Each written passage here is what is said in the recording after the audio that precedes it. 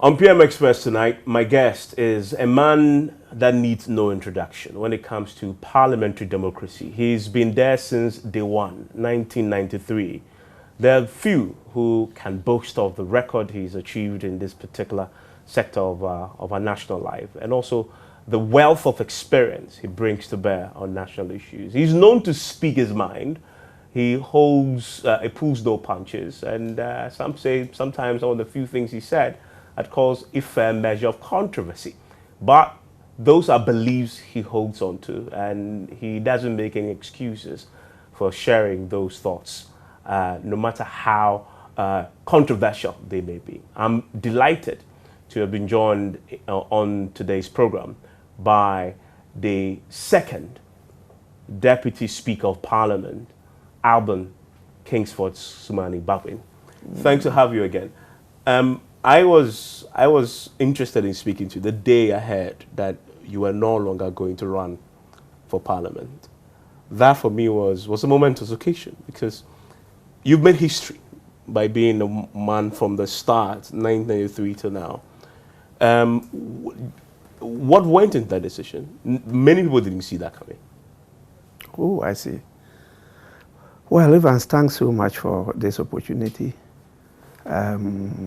You know, I was in active private practice in Accra here when I decided, after discussions with some elders and members of my constituency, to enter politics in 1992.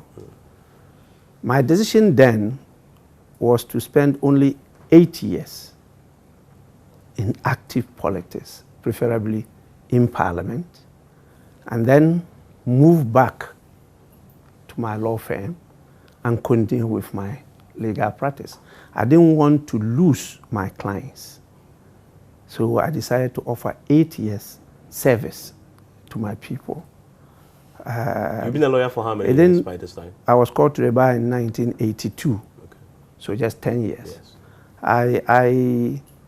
I couldn't, I must say, go by that decision, because in 2000, the year 2000, I was carried away by the political flood of that time and persuaded not to go, even though I had told my party and my constituency that I was not going to contest. Our then flag bearer, our late illustrious president, J.A. Mills, persuaded me to go, because he could at least see that the 2000 election was going to be tough, and they needed some of us, the experienced hands, to be part of it. Yeah. Not only his campaign, but his government. And so he managed to get me to go back to my constituency to contest. In fact, he followed up himself to talk to my constituents, some of who had nurtured the interest of taking over from me. Mm. So since then, I've been given green lights that no, enough was enough. I didn't want to continue, but I was the minority leader then, leader of the opposition in Parliament, and so I couldn't delink. It was my duty to work hard to get the party back to power, which I did. Unfortunately, my people, the NDC, and this following today, have forgotten of all that. And this must have borne fruit in 2008. Exactly. 2009. Exactly. I led and I did a lot, but maybe the new crop of politicians don't have that history. You raised a very sometimes when they are writing, you don't hear my name. Yes. As one of those who really contributed seriously to our return to power in 2009. What must have accounted for this? Because this is the first time I'm hearing from yourself the role you played in the 2008 elections. Yes, I read a lot of the messages on whether it's Facebook or WhatsApp and the rest, and I see a lot of them don't even mention me at all. Including people from your own party or your members of my own party. Yeah. My own party. I'm not talking about those who are not members of my party. And so it shows that there's been a dramatic change of the politics in this country. Is it that you don't know, or just out of pure we didn't know, or there's this, as you said, there's a new crop who have no appreciation of the history, or they simply know but they ignore? No, politics in Ghana is really deteriorating. You can write an article on the rise and fall of democracy in Ghana, and you'll be right. I think that many people in politics now are being carried away by emotions than reason. Explain that. And that's I'm curious. terrible. What makes you say that? This is some observation. Why the increase in violence? Not only physical violence, but even the language violence. In our national discourse, you see people are using intemperate language, impolite and offensive, in fact, dirty language. There's been an increase in that in our political discourse. And I think it's partly because the parties, together with civil society, having been able to reach out to educate the up-and-coming politicians as to the tenets of good governance, what is expected of you when you enter the political arena. When you enter the political arena, you're supposed to be a model, a role model. You have to be a leader. You have to be seen doing what is right, in order to add to improve the quality of living. People are not taught how to do that. So you see in our politics in Ghana, there's no ethics, there's no code of conduct. And people just go like it's brute force. So there's more of the brow, the blood, than the brain. That's what is happening now in Ghana.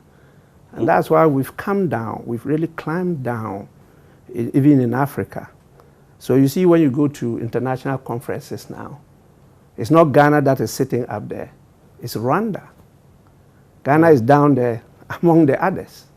And this is a clear indicator to where we are now, okay, in our political development. And I think that as a country, we should sit up. Is it a case of churning out less quality politicians now, or the people who enter into politics don't enter into politics for the service, but for something else? What is it? Is it the quality of the politician now, or something else? The values have changed. You see, when we started politics, we had a set of values.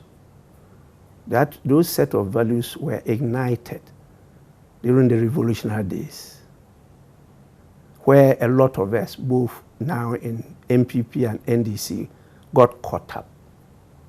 We wanted to fight and eliminate corruption. We wanted to serve the people, servant leadership. We wanted to ensure that we eradicated ignorance and poverty. No more hunger.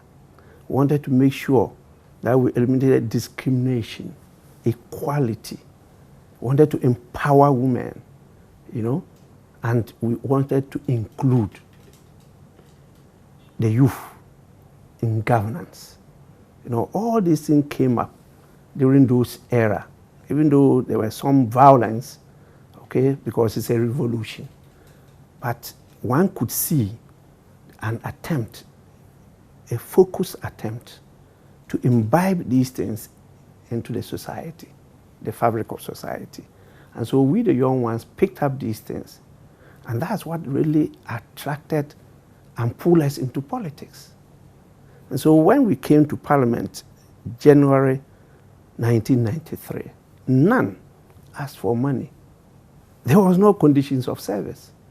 We worked and made sure that the dictates of the Constitution were followed. We passed all the laws we were asked to pass to set up the institutions and put in place the structures and systems to start the democracy on solid foundation. Luckily, by the grace of the Almighty God, there was not too much partisanship then, because it was the alliance parties that were in power. Yes. And so we had MPP room. had falling out because of the Exactly. stolen verdict. That was the allegation they made. Yeah. And I can tell you, I read it. Most of the things they said were just figment of their imagination. They had no concrete evidence. Okay? But in those early days, you will understand that many people were not yet well educated about multi-party democracy. So we did a lot then.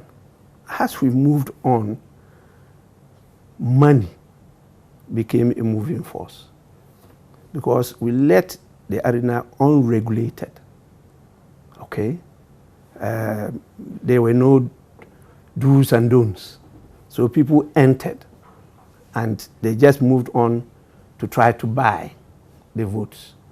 And so money became a dominant determinant, and I think it has completely destroyed the fabric that we're putting together. You laid out the values that inspired your generation. What are the values of this current generation? You've talked about money. What else have you observed are the values now? It has changed, you say. It has changed to what? Well, that is one, the love for money and power. Okay. But that's always been there. No. Every politician has ambition. Oh, ambition. You have ambition. You want to be ambition. Ambition. There are very many things about ambition. You see, power is the ability to influence, to persuade, to change things. But the love of power is the love of aggrandizement. Okay? You want to be seen as the all in all, and it's you first, not Ghana first. That's what I'm talking about. That's the movement now. And so you see that the constituents, the voters, the citizens are looking into what they stand to benefit as individuals than what the whole society takes away from the system. So selfishness. And so when you go self-interest and you're able to, let's say, construct roads, build schools, provide water, electricity, they see come out to say, we've been following for all these years, we've got nothing. What are they want something about? For their personal benefit and not for the societal good. And not for the society good. And even that they get. Well, if you used to walk about 7 to 10 kilometers to attend school, and now there's a school by your door, where you just move in and out, that alone is not just a benefit, it's in monetary terms. You have gotten something. But they can't see that because we've not focused on educating the people. Let them see these things. And so everybody looking at whether you are able to bring him a motorbike, a pickup, you're able to buy something for him. The youth are looking at whether you are able to pay his school fees, you are able to get him a job after school, whether you are able to get him a scholarship, you know. Those are the things that they are looking at. So after that shouldn't be it at all. After more than 2 decades doing parliamentary service, you decided not to run again. Why? Well, I believe that, as I mentioned earlier on, it's been part of me to try to leave Parliament and go back into practice. I believe that I've done enough for Mother Ghana, for my constituents. And as I say, times are changing. And I don't see those times are my time, definitely. Sometimes I have sleepless nights because of what I see. I get so worried about what is happening. And it looks like nobody's listening. And it's like a one-man game. A few people, few voices come out against it. And there's a flood against you, and you are silenced. And the conscience of the society are also silent because of the same violence that is meted to them anytime they try to talk. And so the society and Ghana is really moving towards dangerous times. So that's why you that's decided what to I run again. see. And so what I decided to do now is not to get myself on daily basis focused on parliamentary work as a member of parliament, but step back, try and be part of the think tank, the civil society organizations to educate the public. So are you quitting partisan politics? Not really, because I'll still be a member of my party. Okay. So, and an active member at party organization. Okay. But organizing it along the line that I know from my experience, not only in Ghana, outside Ghana, parties are really the pillars of democracy. They are the driving force of democracy. We need to look at how we can build our parties. We need to look at how we can build the body politics, get the people to understand and appreciate the work of a member of parliament, the president. You know, we still have, because of where we came from, a long period of military rule. Everything that happens in Ghana is still seen to have been from the president. I told you there are some things that they even call on the president to do that he hasn't got that power, that authority to do. But because during the military days, that was all. It was all that powerful. Even though conceptually, what we have in our constitution is almost the same. Because it's the president that appoints everybody, and it's the president that disappoints everybody. You understand? And so he's the all in all, conceptually. But there are some checks and balances in the constitutional order that we have. It is not the same in the military regime. I will push towards real strict separation of the powers. I'll push towards that in my next leg of You said you want to join civil society activism? Yes. In what form? Are you going to be forming your own think tank?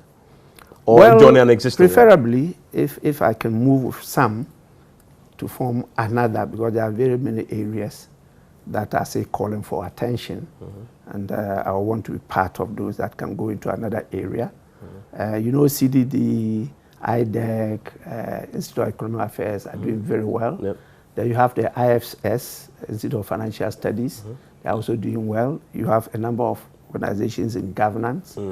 But even though Parliament itself has started a parliamentary training institute, it's not active. And so I, from my experience, my comfort zone is Parliament. I think that Ghanaians have given me an opportunity that I've learned a lot in Ghana, in the Commonwealth, and at the Interparliamentary Union that I could share with our people. So I'll be going into that area of parliamentary studies, where we can try to let people understand what they want to go into before they get into it. And then those that are there, we could assist Parliament to train them to really understand not just the concepts, but the practice and procedures, why things are done this way. And let the Ghanaians know what the MP could do and what an MP could not do. You know?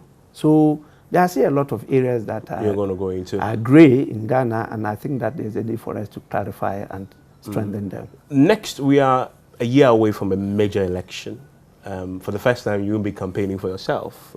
You've told us that you'll be in the trenches helping your party win. Is your party ready to win back the election in 2020? Seeing the uniqueness of its current makeup. Constitutionally, historically, this has never happened before, where one-term president is trying to go again after he's lost election. There are a whole many range of factors that we haven't experienced before that we are about to experience in 2020. Is the party ready? Well, what I see actually in the 2020 elections is not just about NDC. It's not just about His Excellency John Dramani Mahama. It's about rescuing Ghana. From? From what is happening. That's what I see. You know? What is it's happening? About rescuing Ghana. What is happening Well, that we need rescuing from? well, I don't know where you come from, but for me, what I see is completely a nightmare. I've never dreamt that in Ghana, one day, we'll have about 125, 26 ministers and deputy ministers. I've never dreamt about it. I've never dreamt about kidnapping in Ghana. Armed robbery, yes, but kidnapping, killings. I thought we'd left behind the kind of physical attacks that I'm seeing on journalists. I thought we've gone past that. There are so many things that are happening that are shocking to me. I can't believe that today in Ghana, people can go on air and just use any words to describe a fellow Ghanaian, run the Ghanaian down, do anything, and they feel invincible. They are above the law. Nothing can happen. Nothing can happen to them. I can't believe what I'm hearing, what I'm seeing. It's not just about the economic situation, but there's complete deterioration of all aspects of our lives. And so for me, it's about rescuing Ghana. Is the NDC ready to do the rescuing? No, it's not just NDC, it's all of us. It's all of us that have to put our hands on deck. We need to look at, yes, the former president is coming back, is doing a comeback. He has contested the current president before. So they will be going for like their third contest. And so definitely it's going to be tough. But for me, I go beyond the two. Okay? It's for us, the NDC, to come out to tell the good people of Ghana that we are different. Are you different? I see evidence of change. It's not a complete change. But I believe before we get to 2020, I would have been convinced that there is a change. What needs to change? A lot of things. We need to do a lot of things. Ghanaians need to see us more together. I thought you were together. I say Ghanaians need to see us more together. Again, Ghanaians, you see, it's not about what we say. It's about what we do. They care for one another. It's very, very important. You can come and say, oh, I love you. But even your body movement, the gesture, will show that you really don't love me. You understand? That should be seen. It should be felt. Leadership should show that it's very much concerned about the state of affairs in the country, about the situation that Ghanaians are living in. It's very, very important. And I think as a party, we should go beyond what we're doing to let people really believe that we are the social democrats that we say we are. And I want to see much tolerance in our body politic. I don't want to see us like is the strongest that must rule. And now I'm talking about strength, I'm talking about physical strength, And so I believe that, yes, the party is getting ready. I'll be assured when I see the final product of our manifesto. I'll be assured when I see the strategy we are putting in place to implement the manifesto. I think Ghanaians they'll just give us up if another government comes and it's just about promises and not about implementation of what they promised. You understand? So we have to be realistic in what we say we can do and we can't do. And so these are some of the things that is making me hold back a bit because we haven't got there yet. When we get to by the when you say hold second, back, what you mean? Second, explain that. I mean, from your question. As in being definitive. Yes. About your chances next year. Our chances, our chances, and about whether we have changed, okay, and we can carry Ghanaians along. That's why I'm holding back. By the second quarter of next year, you'll be in a position to be more definitive. To be more direct and more definitive. Okay, that's Alban Bagbang. We'll take a quick break. When we return, we'll stay with the next year's elections and his role in that. He mentioned the manifesto. Will he be playing a role in that? Also, we'll talk about something that he's been known to talk about and has generated a few bit of controversy in the past, corruption. His thoughts on that when we return from this break. Stay with us.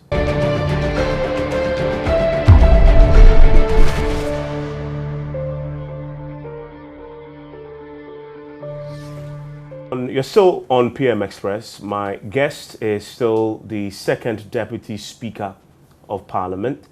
And we've been talking about a lot of things. His decision not to contest again after more than 2 decades in the House. Mr. Bagbang, just before the break, we were talking about the 2020 elections. You mentioned the manifesto, one of the things that would give you the confidence to be more direct and definite about your party's chances. Just last week, your candidate mentioned, well, he's not a candidate yet, the flag bearer, formed a committee that should look into this. A number of your co-contenders in the race to become the flag bearer have been invited to serve on that committee. Are you on the committee too? Well, I'm on the health subcommittee. Okay, you were the former health minister, so I guess that I'm on the health subcommittee. I'm also on the political and oversight committee. That's the highest committee of the party. Your mama called you to be on it? Oh yes, because he chairs that committee. And I'm also on the outstanding dispute settlement committee, which is chaired by Honorable Do Ajahu. And I handle the vetting in the Ashanti region. I'm also assigned to Western North, where I go to try to settle outstanding disputes. So I'm actively involved in the party activities, and definitely I'm sure to be part and parcel of the final determinant of the Mr. Mahama manifesto. seemed to have brought on board a number of you who wanted this position as well. You contested him in the primaries, and he decided to bring all of you on board for the cause. What do you make of that? It's quite good. We offered ourselves, our constituents, that is the party, following said that no, they still prefer His Excellency John Dramani Mahama. And so even before they announced the results, we all called to congratulate him. And when we got to Accra, we held a meeting at the party headquarters. We worked together, we committed ourselves to him, and we pledged to support him to succeed. And that's exactly what we are all doing. And so it's good that we're working together. You know, I don't know why people should be angry in politics. I always keep on telling the young ones not to get angry in politics, because you can increase your blood pressure, you die and leave the politics. You know, it's just you want to serve. And so if you want to serve me and I say no, I prefer somebody else to serve, why should you be angry? And so I see my colleagues who also contested in the same light. They've come out in full force and they are willing to support for us to succeed. It's just that we're not yet being able to get the following to understand this. And so you see some of the NDC members saying that you are against John Mahama. This person is against John Mahama because you contested the flag bearership race. Are you against John Mahama? It can't happen. It's never been part of me to be against John Mahama. But you know why people will say that? Because in the past, they've heard you criticize when he was a president. Famously, John Mahama family and friends. I always... It's still a quote that people will throw at you and you run against him. So people read that and say, there must be some chemistry there that isn't healthy. Is it true? You know, I love Ghana more than any other person. You know, so I try to read to see whether what you're doing will serve Ghana better. Not about you, not about your family members, not about party members, but what you are doing. Would that inure to the collective good of Mother Ghana. And he's not the first president I have come out to criticize. You know, even our founding father, His Excellency Jerry John Rawlings, during his era, I was just chairman of parliamentary committees, but I came out a number of times to raise issues, concerns about some things, some decisions, some actions of his. You know, that maybe is long ago, so many people cannot recollect that. But those who are with me in the party, the senior ones, are aware that that's my make, you know, as a human being. And so it was not that I was acting as the leader of the opposition when I was criticizing His Excellency John Agyekum Kufuor. It's part and parcel of me. And I will continue to do that until... You continue to criticize? yes. Regardless of whoever the person is. Even if the person is your leader of your party, you exactly. Will. I will continue to do that. Because that's part and parcel of me. If there's an avenue for us to do it in a different manner, I would prefer that. But why those avenues are closed and you don't have that, and you are all lumped together, and the people see you in the same light, it's important for people to know that, no, we don't all agree to what is happening. We think that it should have been done this other way. We believe that will be in the best interest of the country. That doesn't mean I don't like the person. No, it's rather you are criticizing for the person to improve, to make the person better. And I can tell you that some of the things I said about His Excellency John Dramani Mahama has influenced him. And he's turned a leaf in some areas, you know. Yes, he is a very tolerant young man. He takes things at the stride, and he doesn't come out reacting like others do. But in private, he may get close to you and just have a chat with you on an issue, you know, which he does very well. You know, these are some of the good aspects of him. So we are all human, and nobody's perfect. But it's important for your friends, your family members, to be drawing your attention to your imperfections. That will give you the opportunity to try to smoothen those rough edges. And for me, it's not only in politics. Even when I was in private practice, I was doing it.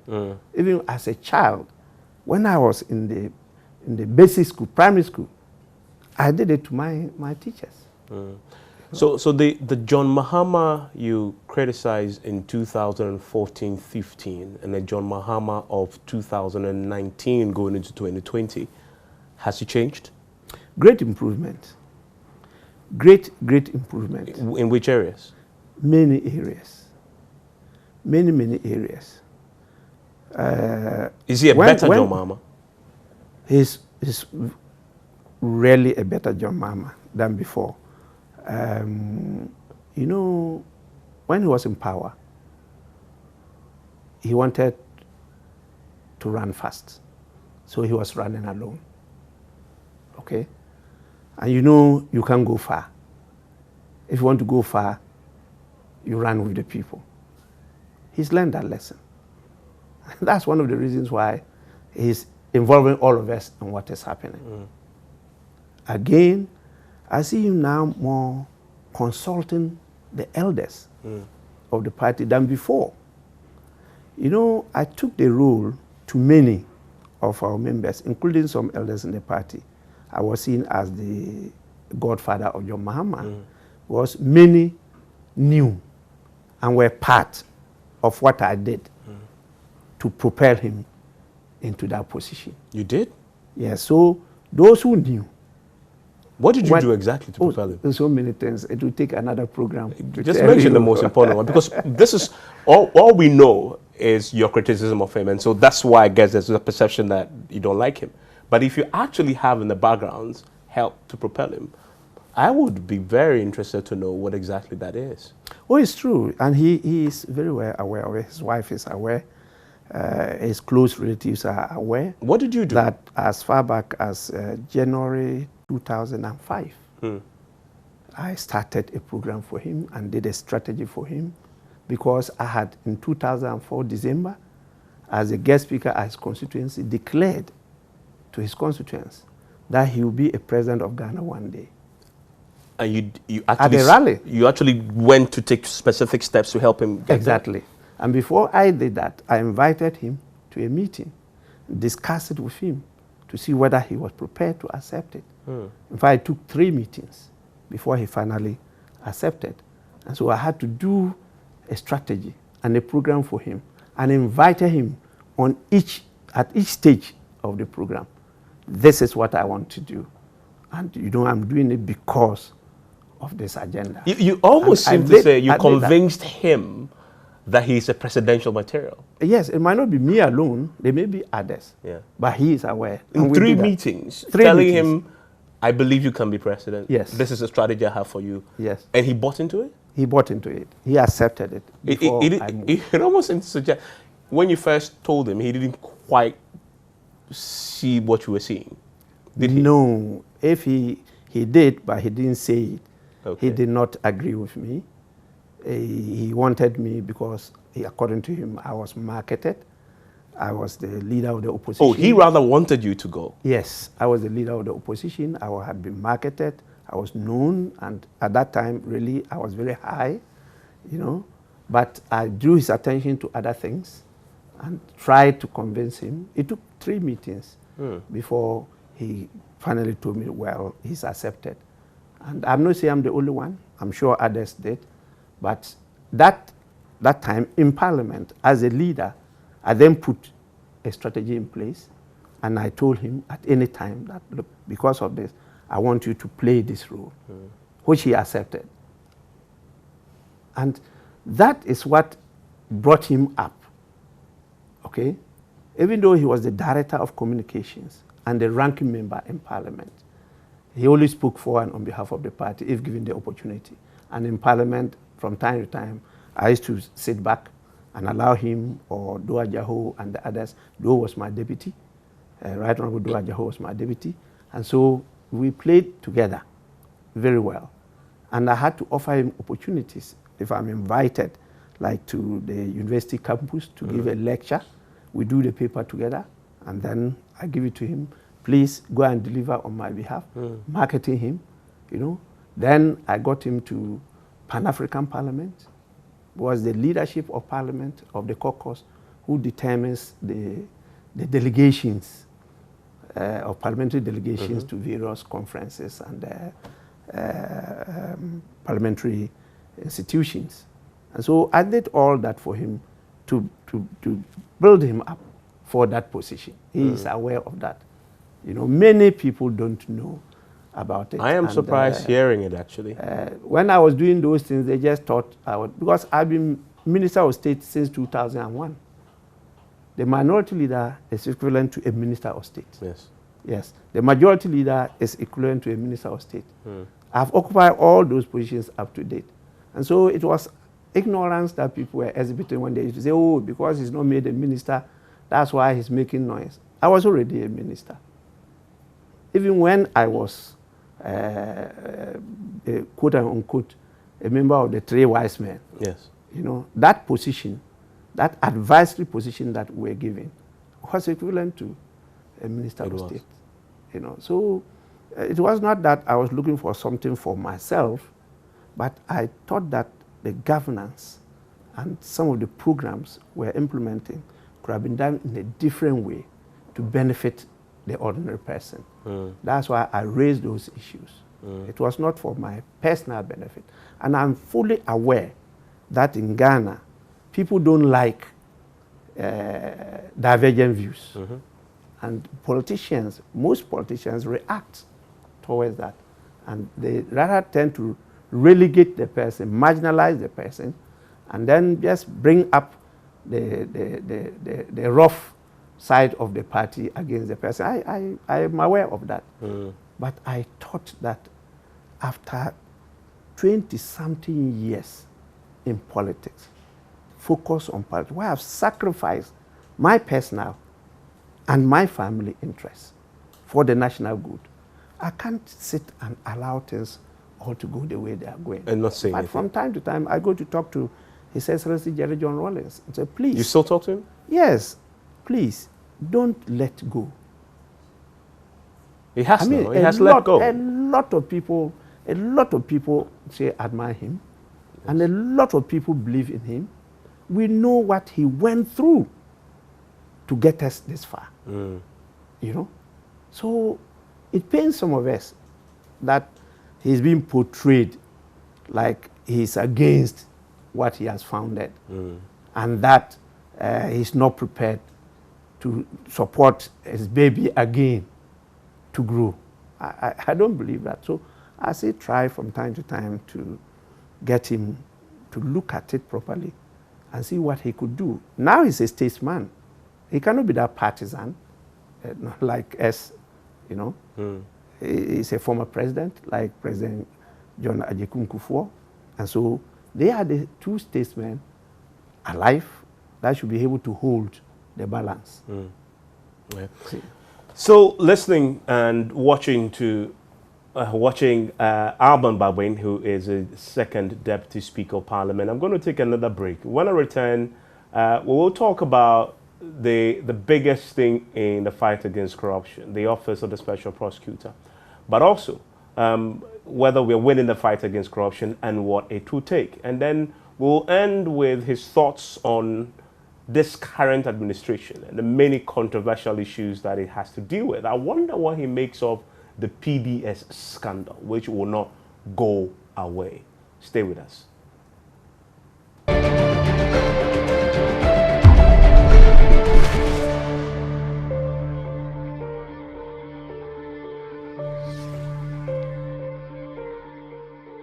You are still on PM Express. My guest is still Alban Bawin, the second Deputy Speaker of Parliament. He is also the Member of Parliament for Nadole Kalo. Let's talk about something that I know you've been passionate about in the past, corruption. The latest attempt to deal with the problem gave birth to the Special Prosecutor's Office. It's been a while since you passed that law in the House that gave birth to Martin Amidu as the first Special Prosecutor.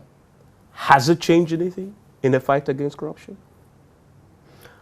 Well, let me say that I was a bit skeptical about that appointment, because if I am to sequence the fight against corruption, I will not put that in the front burner. Okay, I'll be looking at areas where we can strengthen to prevent the corruption being committed, than to talk about, you know, punishing the corrupt after it has happened, after it's been committed, you know. And so on the floor, I didn't make those remarks, and I didn't show faith in that appointment. It's well known. The appointment of Martin Amidu. Yes, it's well known by that. What because about you see, it is not for lack of capacity of the AG's department that they are not able to prosecute a lot of the corruption cases.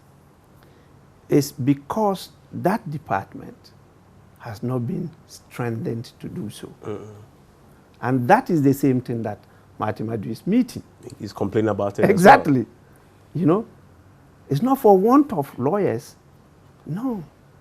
But the system we run, where criminal jurisdiction talks about the highest proof beyond reasonable doubt, where you don't have the wherewithal to be able to investigate and elicit evidence, to be able to prove beyond reasonable doubt, you have a challenge.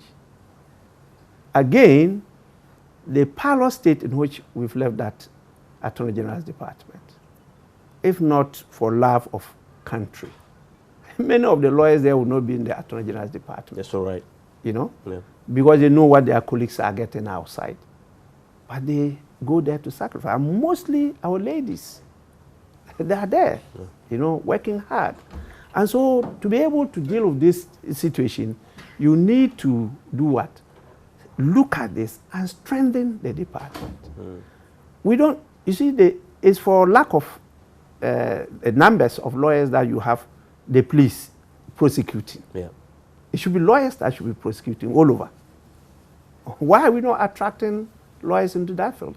And that's why sometimes some of us were shocked to hear the Chief Justice make the statement she made about mass production of lawyers, Yes. and that we should rather focus on quality and not mass production, as if the two cannot go together. You disagree with her? No, completely. I disagree with her.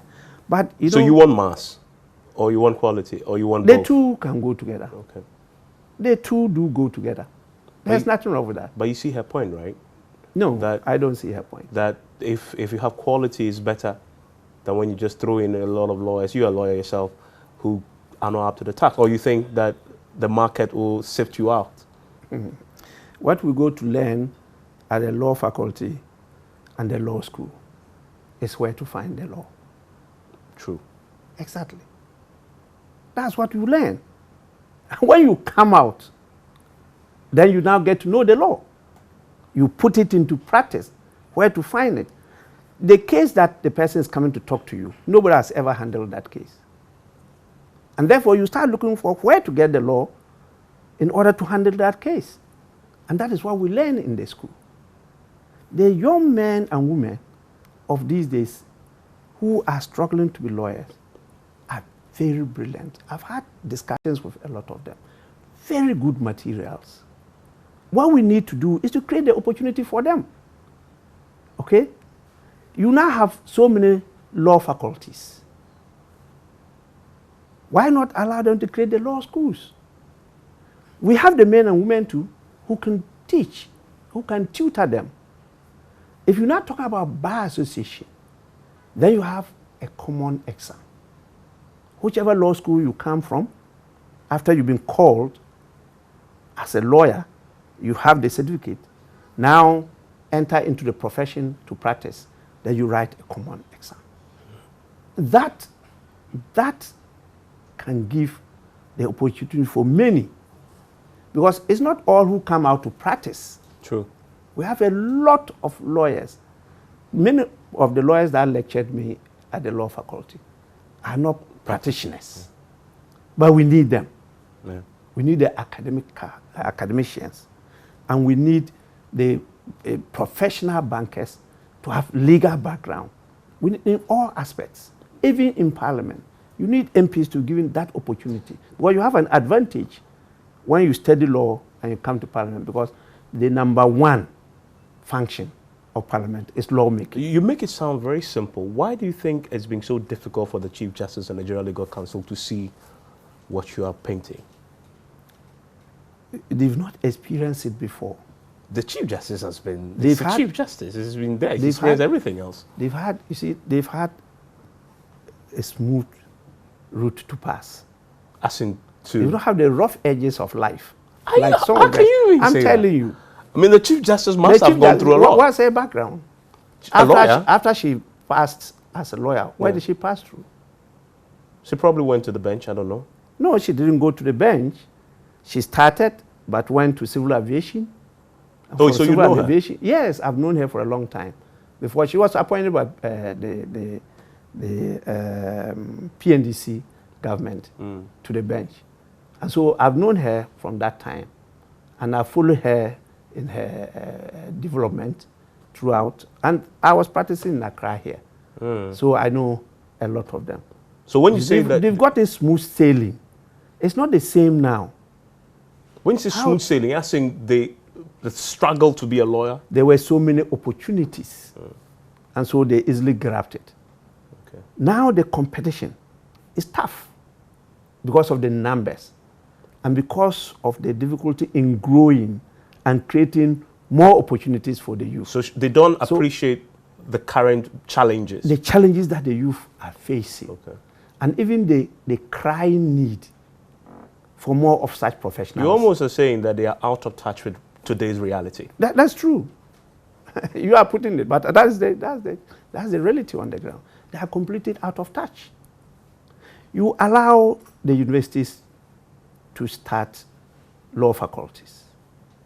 Your colleagues, very good, brilliant lawyers, are lecturing them. Okay? And you say they cannot get the last layer of law schools to train them professionally. They must all come to one law school, which is at Makola.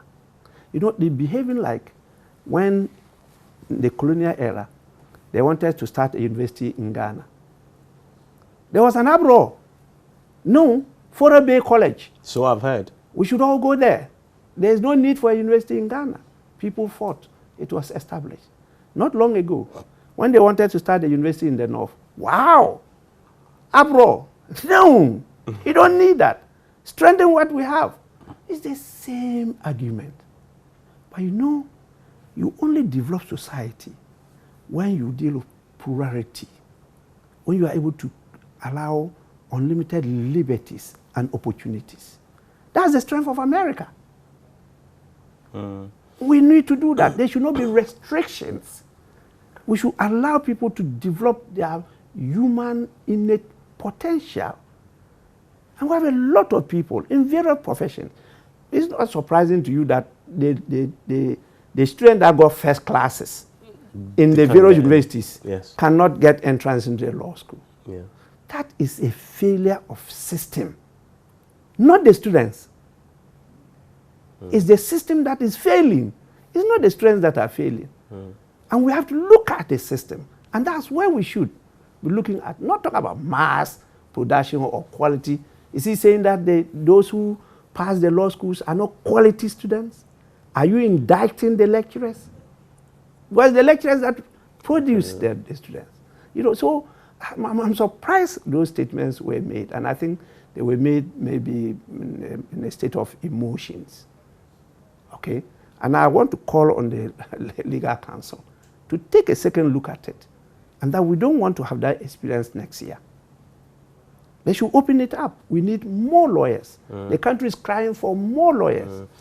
Back to we were on the corruption bit, and then we swayed into this. I mean, for the corruption, yes, I must say that as a country, we work together, led by the Commission on Human Rights and Administrative Justice and the Anti-Corruption Coalition in Ghana, to come out with the way forward, the NACAP, the National Anti-Corruption Action Plan. It's become a paper tiger. It's a paper tiger now. One thing I used to call for is that, you see it's a National Anti-Corruption Action Plan. What is the policy? Okay? Then we trace back. In 1992, I was part of the Anti-Corruption Conference in South Africa. That was an international conference. A lot of us went there with Emil Short, and we were all there with some of your colleagues, including the MP for Adentan. Yeah. He was also there. And that is where we came out with the policy of zero tolerance for corruption. Which became the slogan for John Kufuor. Which became the slogan in 2001. Yeah. Because when we came from 1999, we were asked to put some structures in place. And that's when we started the Ghana Integrity Initiative. Yes. And then the Anti-Corruption Coalition. And then moved forward. And the MPP won. So he declared that in 2001. But instead of them getting the people who really came out with that policy and worked and have the network, the global network, to support in leading it, they made it a political slogan. And it really affected the implementation of that policy. And so you see that even though we have an action plan, we've not been able to come out with a strong policy direction. We need to do that. Is the political whistle there to do this? It should. What we need to do... Under this government, have you seen the political will? No, I haven't seen it, because, you see, you have ABC. You have to create that environment to be able to implement some of these things. Okay? The way we've allowed the political arena to be free for all, it will be difficult to implement such action plans. What we need to do is to regulate and facilitate the political arena. What is it that we want? We must be clear. Somebody wants to serve the people. Why should the person spend that much money when the person is offering himself to serve? Okay? So and why should that cost be the cost of the person? So what should change to change that? See, law? The system. We have to change how we do politics in Ghana. If you go to Botswana, one of the least corrupt nations in the world, when they are campaigning, you won't hear that cacophony, that noise, this kind of rubbish that we throw about later all over the place. You don't see it because they have defined their politics. They move from house to house, discuss the issues, take positions, and come out. Okay? They don't organize big rallies, very expensive rallies, where people just go and do anything. They don't even hear what the leaders say, and they go. We need to reduce the cost of politics, the cost of campaigns, and running political parties. It should not just be that a few strong people in a political party with the resources capture the party and drive everybody. It should not be that the members of the political party should be looking up to the political party to feed them. Okay? You know? It should not be that the candidate should be the one taking the cost of everything. The state has an interest. The public has an interest. We individuals will have interest. We must all come in and contribute. In the great democracies, what people don't know is that in Great Britain, the state gives every political party some amount of money to run. The state makes sure that the manifesto of every party goes according to the national vision and development agenda. It's not just empty promises. You have reached a stage of development. You need to move forward. What can you do to move it forward? So they have professionals, experts, that are sponsored by the state to support the parties to make sure that they come out with real implementable manifestos. That cost is taken by the state. The state organizes some competitive fora, and the national congresses, the state contributes towards the cost. There's a policy gatherings. Exactly. So you see, you are now, as a state, you will be in the position to put the do's and don'ts for the politicians. Because your money is in there. Your money is in there. Two, the candidates will have to tell the source of their financing. You want that implemented in Ghana? It must be a law in Ghana. To force political parties to disclose the source of the candidates, whether it's parliamentary or presidential or assembly, you must disclose the source of your financing, and you must also disclose how you spend that money. Don't we have that already where they have to file reports to the Electoral Commission? It's the party. Okay. But I talk about individuals. Individuals, as well. yes. Okay. Must disclose. Okay. The party, do they do business? No. So you need to do these things. It's why you are able to get this system in place, refine it, clarify things. There's that openness and accountability. You start learning it from there before you get a position. Let me ask you a final question on this before we wrap up. Thankfully, it's been a year since your friend Martin Amadou was appointed special prosecutor. After a year, what's your assessment? Has it delivered? Has it proven you were skeptical? You were skeptical at the beginning. Yes. Has it proved you right, or has it proved you wrong after a year? Well, it's proved me right. That your skepticism were actually founded. Exactly. The politics in Ghana, if you read it very well, many of the things that the political leaders say, they don't mean it. Okay? They use it for the political benefits. Okay? And so when the MPP were talking about it, and I know a lot of the members of the MPP, some are my friends. I know the current president. We worked together in Parliament very well. When I was the chairman of the legal committee, he was the ranking member from 1997 to 2000. And so we've been a bit close. But I don't know more about him, but at least I know his CV, I know his history, I know what he went through with CPP. Yes. Strong member of the CPP, how he went to Kwame Nkrumah Ideological Institute. I know all that. And I know who he is. But I know his politics too. And I know the politics of MPP. There's a complete capture of him now. Of Martin Amedu? No, of the current president. Current president, okay. And so, Nanado. Mm-hmm. And so I knew that this they were talking, it was part of the politicking. My senior brother, Martin Amedu, very good lawyer, definitely has the passion to fight corruption. He's been in government for a long time, but he's come out like a needle in water, nothing on him. And so I knew he meant it when he wanted to serve, but he did not read the political environment well. And he himself was a minister for justice and attorney general. And he knows the state of the AG's department. And he knows the law, the constitution, very clear on who has the mandate to prosecute. Okay? And so the attempt to build a concept of independence of the special prosecutor is just an attempt in futility. It's a mirage. You understand? And so here he is now. How far have we gone? We haven't moved a step. And now he's being blamed. He's being sacrificed. Justifiably blamed? I don't think so. I don't think so. It's just that he entered with his eyes open. And so sometimes he may get the blame. But I don't think it is his fault. I think that a lot will have to be done, even as at now, to get the expertise around him, not just lawyers, experts in various fields to support in the investigation. He hasn't got that, you know.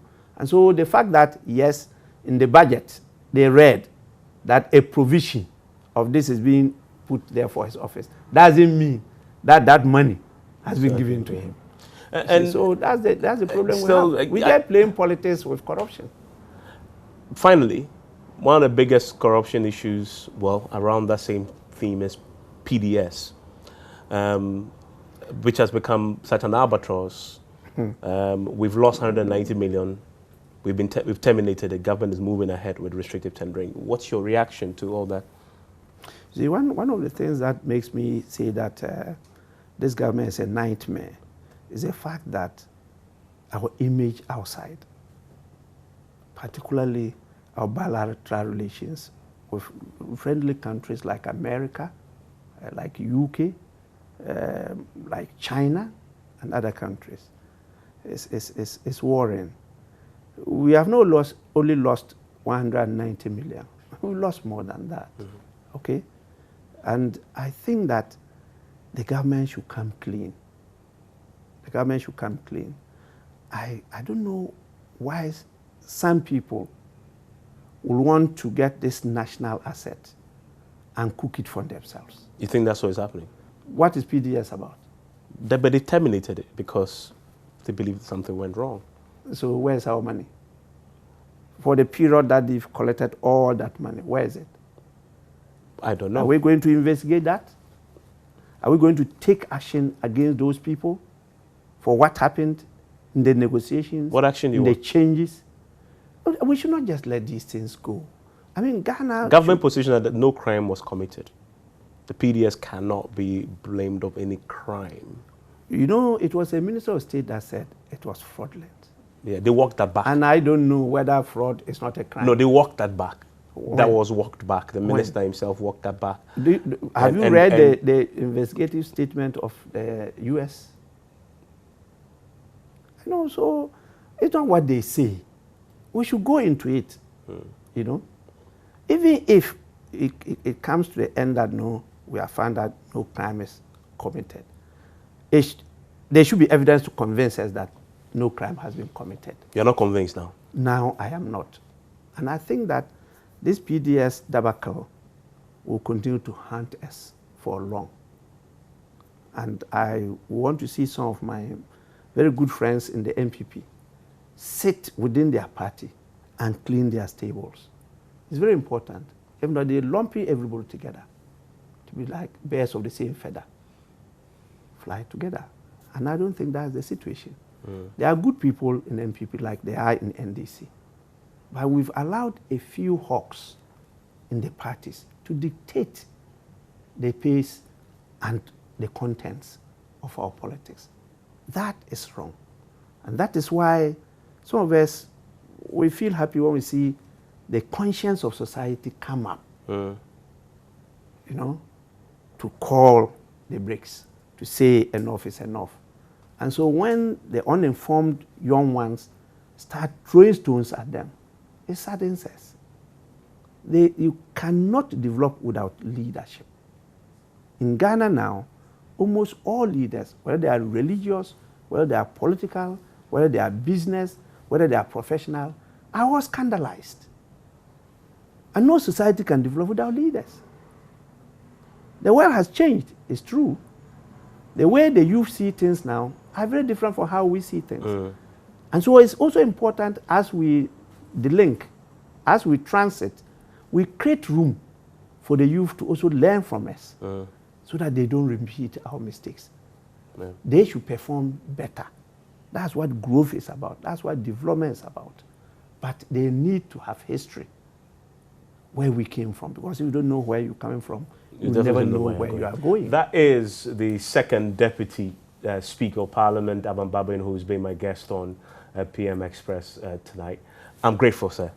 Pleasure, Evans. And all the best in your endeavors to become a part of the civil society movement going forward, and also your plans to assist your party in the 2020 elections. Definitely. I'll reach out to the media. I'll reach out to you, because we need to do this together. Most definitely. Because you are the bridge between the governors and the government. And your capacity is very, very important in really sifting the issues, clarifying them, educating and building our people. So I'll be in touch with you. We'll hear more of him once he hangs his boot formally after the 2020 elections.